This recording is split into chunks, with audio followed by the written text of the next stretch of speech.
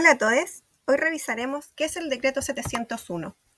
Nuestro objetivo es analizar el origen de la expansión de las empresas forestales en Chile. Abordaremos su origen, desarrollo, consecuencias y herencia. Los aviones siguen atacando al Palacio de la Moneda. Después del golpe de Estado del 11 de septiembre de 1973, le siguió una dictadura cívico-militar al mando de Augusto Pinochet hasta 1990. Aproximadamente duró 17 años. La pérdida de la democracia trajo imposiciones en todos los ámbitos públicos, incluyendo un nuevo sistema económico. Durante la dictadura se activaron reformas neoliberales radicales que generaron dos grandes crisis económicas debido a la excesiva apertura comercial, desregularización estatal y privatización, las cuales incentivaron la especulación y el consumo en lugar de la inversión productiva. Debido a las implementaciones, Chile es considerado un laboratorio de políticas neoliberales, influenciada por los Chicago Boys. Un área de cambios notorios del nuevo modelo económico impuesto es el desarrollo forestal. Por medio del Decreto 701, el Estado subvencionó hasta el 75% del costo de las plantaciones y otorgó exenciones tributarias. Grandes empresas se vieron beneficiadas, sobre todo el Grupo Angelini, a través de la Forestal Celulosa Arauco, y el Grupo Mate, a través de la Forestal Milinco y Celulosa CMPC.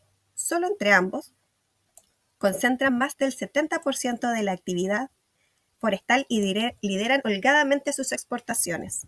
La continuidad del Decreto 701, incluso después del retorno de la democracia, ha sido objeto de intensos debates y críticas debido a sus profundas implicaciones socioambientales y su legado autoritario. Dentro de estas principales críticas hacia el Decreto 701 podemos encontrar la distribución desproporcionada que ocurrió entre los años 1974 y 1997, donde los aportes del Estado para fomentar la expansión de las forestales fueron 369 millones de dólares, de los cuales el 95% fue a parar en manos de grandes y medianos propietarios, como mencionamos anteriormente, favoreciendo a las grandes empresas forestales como los grupos Angelini y Mate, dejando solamente el 5% de las bonificaciones para pequeños propietarios. Tras el inicio de la transición, las leyes de la dictadura continuaron teniendo peso, sobre todo el Decreto 701, hasta mayo de 1998, donde el decreto fue prorrogado, minimizándose o reduciéndose un poco los aportes del Estado hacia las grandes y medianas empresas. Entre 1998 y 2010 se entregó 476 millones de dólares, de los cuales el 49% esta vez fue a parar a manos de los pequeños propietarios forestales, mientras que el 51% restante de los beneficios estatales siguió fluyendo hacia el mismo sector forestal, pero a manos de los grandes y medianos propietarios. Las prórrogas continuaron y el fomento estatal para la expansión de las forestales continuó. En 2011, bajo la administración de Sebastián Piñera, se estableció una nueva modificación de este decreto, prorrogándolo por 2 años más.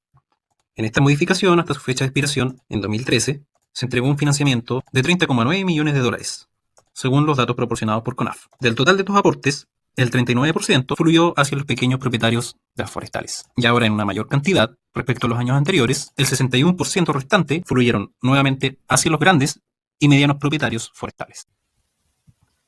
Las plantaciones forestales en Chile se han expandido fuertemente en los últimos 40 años, llegando a abarcar unos 3 millones de hectáreas, que representan un 22% de la superficie total entre las regiones O'Higgins y Los Ríos.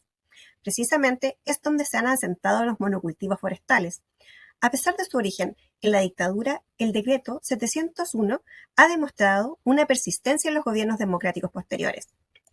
Fue objeto de prórrogas y modificaciones. Bajo el mandato de Eduardo Frei Montalva, en 1998 se extendió el subsidio por 15 años, agregando algunos criterios ambientales. Durante el primer mandato de Sebastián Piñera, la prórroga fue de 2 años hasta 2012. Aunque volvió a intentar una prórroga por 20 años, no prosperó. Por otro lado, en el gobierno de Michelle Bachelet, en 2014 también se intentó extender los beneficios del decreto, argumentando un desarrollo forestal sustentable. Son también un pilar importante de nuestra economía y hay que apoyar la inversión en ellos. Un pilar importante de nuestra economía y hay que apoyar la inversión en ellos. Una inversión que sea social y medioambientalmente sustentable. Y con ese fin, entre otras cosas, prorrogaremos la vigencia del DL 701. La expansión de las forestales ha tenido graves consecuencias socioambientales.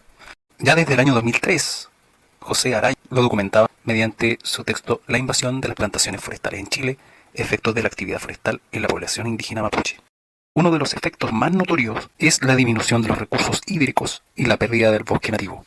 El eucaliptus es una planta que requiere mucha agua para poder crecer y desarrollarse, por lo cual mediante sus raíces se alimenta de grandes cantidades de aguas obtenidas de las napas subterráneas. Esta situación ha generado una escasez de agua potable en muchas comunidades, a que muchos pozos se han secado u otros han tenido que ahondarlos muchos metros más para poder obtener agua para el sustento de las familias. Además de esto, la falta de agua también se ve en la superficie, tanto los riachuelos y esteros que alimentan la flora, la fauna y la biodiversidad. Otra de las consecuencias estudiada por Araya corresponde a la pérdida de tierras y la consecuente migración de los más jóvenes a la ciudad debido a la menor cantidad de tierras heredables. También se expone la pérdida del idioma y la división de las familias, esto principalmente a quienes habían querido obtener su sustento participando en las forestales. Algunas citas reflejan lo anteriormente mencionado. La reproducción de las familias es difícil ahora, por la falta de tierras. Los padres no tienen tierra para heredar a sus hijos. Existe una situación de sometimiento a las pautas que las empresas proponen. Vista de este modo, la participación de comuneros mapuches en las faenas forestales no deja de ser un símbolo de consentimiento al actuar de estas, probablemente considerado así por los propios empresarios. Esto genera un conflicto al interior de las familias y comunidades, entre quienes aprueban este sometimiento o participación en las actividades de las empresas, quienes rechazan abierta y explícitamente esta actitud de ser partícipes de lo que las empresas forestales están haciendo en la zona. La expansión de las forestales en sí, con sus monocultivos, han traído también como consecuencia una pérdida de la fauna, ya que al desaparecer la flora nativa, los ecosistemas se interrumpen. Esto también ha generado una pérdida de cultura en las comunidades mapuche, lo cual tiene un fuerte vínculo con la naturaleza.